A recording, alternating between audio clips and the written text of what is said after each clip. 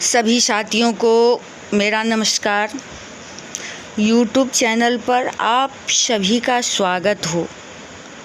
श्रीमद् भागवत महापुराण जो कि अमृत रस के समान है, प्रथम स्कंद के तृतीय अध्याय का अमृत रूपी रस पान करते हैं, जिसमें कि भगवान के अवतारों का वर्णन है। सुतुवाच जगृहे पौरुखं रूपं भगवान् महदादिभिः शम्भुतं षोडशकलमादो लोकशिक्षया यस्यां भजीशयानस्य योगनिन्द्रां वितन्वतः नाविहृदाम्बुजादासीद् ब्रह्मा विश्वसृजां पतिः यस्यावयवसंस्थाने कल्पितो लोकविस्तरः तद्वै भगवतो रूपं विशुद्धं सत्त्वमूर्जितं। श्री सूत जी कहते हैं, सृष्टि के आदि में भगवान ने लोकों के निर्माण की इच्छा की। इच्छा होते ही उन्होंने महतत्व आदि से निष्पन्न पुरुष का ग्रहण किया। उसमें 10 इंद्रियां, 1 मन और 5 भूत, ये 16 कलाएं थी। उन्होंने कारण जल में शयन करते हुए जब योग निद्रा का विस्तार किया, तब उनके नाभि सरोवर में से एक कमल प्रकट हुआ और उस कमल से प्रजापतियों के अधिपति ब्रह्मा जी उत्पन्न हुए। भगवान के उस विराट रूप के अंग प्रत्यंग में ही समस्त लोकों की कल्पना की गई है। वह भगवान का विशुद्ध सत्वमय श्रेष्ठ रूप है। योगी लोग दिव्य दृष्टि से भगवान के उस रूप का दर्शन करते हैं। भगवान का वह रूप हजारों पैर, जांघें, भुजाएं और मुखों के कारण अत्यंत विलक्षण है। उसमें सहस्त्रों सिर, हजारों कान, हजारों आँखें और हजारों नासिकाएं हैं। हजारों मुकुट, वस्त्र और कुंडल आदि आभूषणों से वह उल्लसित रहता है। भगवान का यही पुरुष रूप, जिसे नारायण कहते हैं, अनेक अवतारों का अक्षय कोश है। इसी से सारे अवतार प्रकट होते हैं। इस रूप के छोटे से छोटे अंश से देवता, पशु, पक्षी और मनुष्य आदि योनियों की सृष्टि होती है। उन्हीं प्रभु ने पहले कौमार सर्ग में शनक, सनंदन, सनातन और सनत कुमार, इन 4 ब्राह्मणों के रूप में अवतार ग्रहण करके अत्यंत कठिन अखंड ब्रह्मचर्य का पालन किया। दूसरी बार इस संसार के कल्याण के लिए समस्त यज्ञों के स्वामी उन भगवान ने ही रसातल में गई हुई पृथ्वी को निकाल लाने के विचार से सूकर रूप ग्रहण किया। ऋषियों की सृष्टि में उन्होंने देवर्षि नारद के रूप में तीसरा अवतार ग्रहण किया और सात्वत तंत्र का, जिसे नारद पांचरात्र कहते हैं, उपदेश किया। उसमें कर्मों के द्वारा किस प्रकार कर्म बंधन से मुक्ति मिलती है, इसका वर्णन है। धर्मपत्नी मूर्ति के गर्भ से उन्होंने नर नारायण के रूप में चौथा अवतार ग्रहण किया। इस अवतार में उन्होंने ऋषि बनकर मन और इंद्रियों का सर्वथा संयम करके बड़ी कठिन तपस्या की। 5वें अवतार में वे सिद्धों के स्वामी कपिल के रूप में प्रकट हुए और तत्वों का निर्णय करने वाले सांख्य शास्त्र का, जो समय के फेर से लुप्त हो गया था, आसुरी नामक ब्राह्मण को उपदेश किया। अनुसुईया के वर मांगने पर 6ठे अवतार में वे अत्रि की संतान दत्तात्रेय हुए। इस अवतार में उन्होंने अलर्क एवं प्रहलाद आदि को ब्रह्म ज्ञान का उपदेश किया। 7वीं बार रुचि प्रजापति की आकुति नामक पत्नी से यज्ञ के रूप में उन्होंने अवतार ग्रहण किया और अपने पुत्र याम आदि देवताओं के साथ स्वयंभू मनवंतर की रक्षा की। राजा नाभि की पत्नी मेरु देवी के गर्भ से ऋषभ देव के रूप में भगवान ने 8वां अवतार ग्रहण किया। इस रूप में उन्होंने परमहंसों का वह मार्ग जो सभी आश्रमियों के लिए वंदनीय है ये दिखाया। ऋषियों की प्रार्थना से 9वीं बार वे राजा पृथु के रूप में अवतीर्ण हुए। शौनकादि ऋषियों इस अवतार में उन्होंने पृथ्वी से समस्त औषधियों का दोहन किया था। इससे यह अवतार सबके लिए बड़ा ही कल्याणकारी हुआ। चाक्षुष मनवंतर के अंत में जब सारी त्रिलोकी समुद्र में डूब रही थी तब उन्होंने मत्स्य के रूप में 10वां अवतार ग्रहण किया और पृथ्वी रूपी नौका पर बैठाकर अगले मनवंतर के अधिपति वैवस्वत मनु की रक्षा की। जिस समय देवता और दैत्य समुद्र मंथन कर रहे थे उस समय 11वां अवतार धारण करके कच्छप रूप से भगवान ने मंदराचल को अपनी पीठ पर धारण किया। 12वीं बार धन्वंतरी के रूप में अमृत लेकर समुद्र से प्रकट हुए और 13वीं बार मोहिनी रूप धारण करके दैत्यों को मोहित करते हुए देवताओं को अमृत पिलाया। 14वें अवतार में उन्होंने नरसिंह रूप धारण किया और अत्यंत बलवान दैत्यराज हिरण्यकशिपु की छाती अपने नखों से अनायास इस प्रकार फाड़ डाली जैसे चटाई बनाने वाला सींग को चीर डालता है।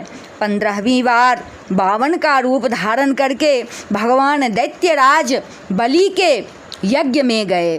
वे चाहते तो थे त्रिलोकी का राज्य, परंतु मांगी उन्होंने केवल 3 पग पृथ्वी। 16वें में परशुराम अवतार में जब उन्होंने देखा कि राजा लोग ब्राह्मणों के द्रोही हो गए हैं तब क्रोधित होकर उन्होंने पृथ्वी को 21 बार क्षत्रियों से शून्य कर दिया। इसके बाद 17वें अवतार में सत्यवती के गर्भ से पराशर जी के द्वारा वे व्यास के रूप में अवतीर्ण हुए। उस समय लोगों की समझ और धारण शक्ति कम देखकर वेद रूप वृक्ष की कई शाखाएं बना दी। 18वीं बार देवताओं का कार्य संपन्न करने की इच्छा से उन्होंने राजा के रूप में रामावतार ग्रहण किया और सेतु बंधन, रावण वध आदि वीरतापूर्ण बहुत सी लीलाएं की। 19वें और 20वें अवतारों में उन्होंने यदुवंश में बलराम और श्री कृष्ण के नाम से प्रकट होकर पृथ्वी का भार उतारा। उसके बाद कलयुग का आ जाने पर मगध देश बिहार में देवताओं के द्वेषी दैत्यों को मोहित करने के लिए जन के पुत्र रूप में प्रभु का बुद्धावतार होगा।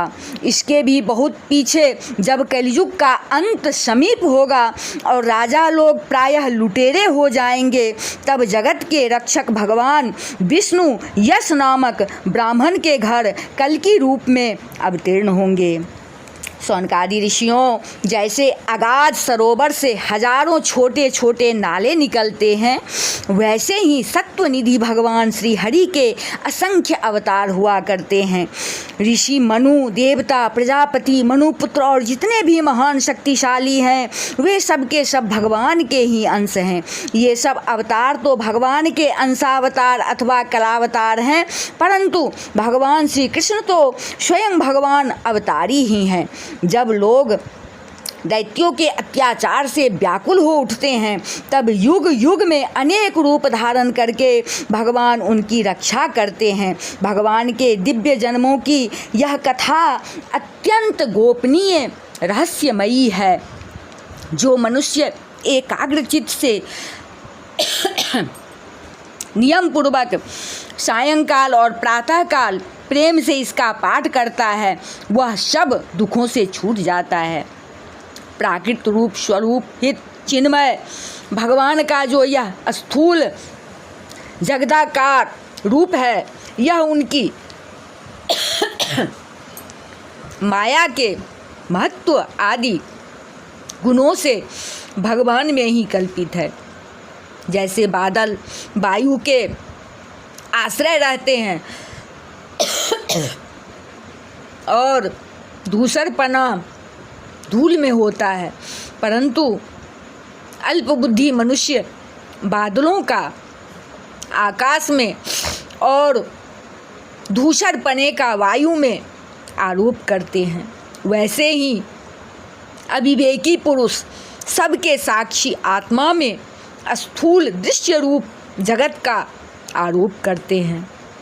इस स्थूल रूप से परे भगवान का एक सूक्ष्म अव्यक्त रूप है, जो न तो स्थूल की तरह आकार आदि गुणों वाला है और न देखने सुनने में ही आ सकता है, वही सूक्ष्म शरीर है।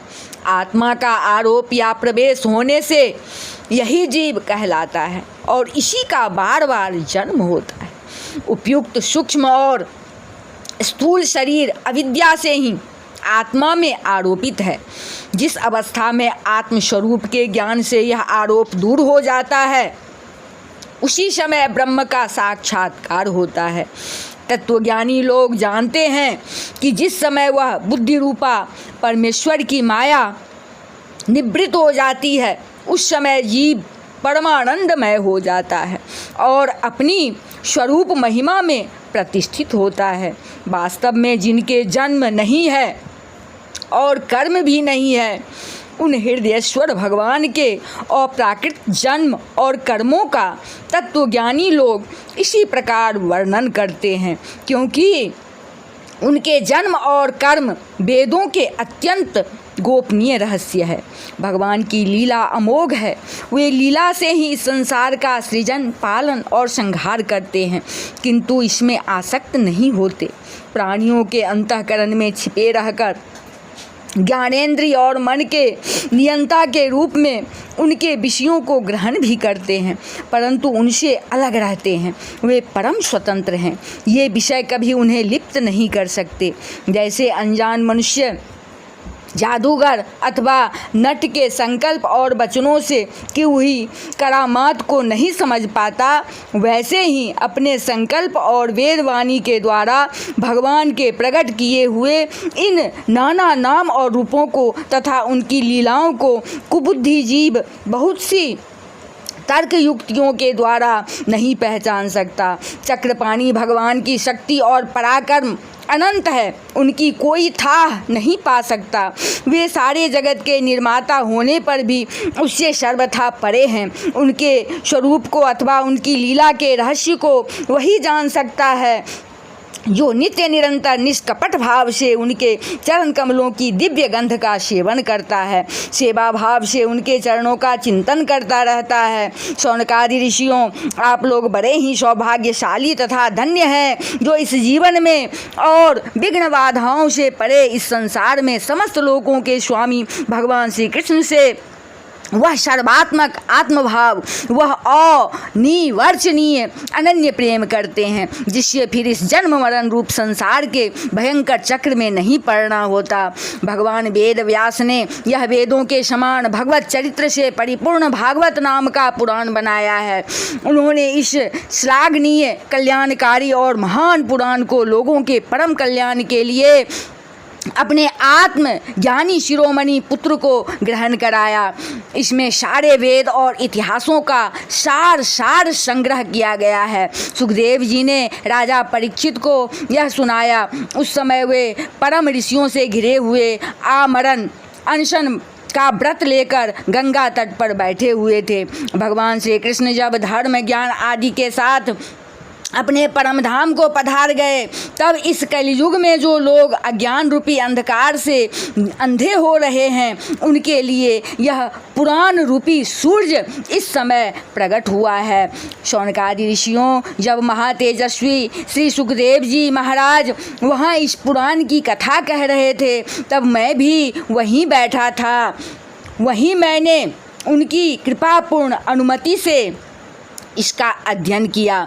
मेरा जैसा अध्ययन है और मेरी बुद्धि ने जिस प्रकार इसको ग्रहण किया है उसी के अनुसार इसे मैं आप लोगों को सुनाऊंगा। इति श्रीमद्भागवते महापुराणे पारमहंस्यां संहितायां प्रथमस्कन्धे नैमिषीयोपाख्याने तृतीयोऽध्यायः।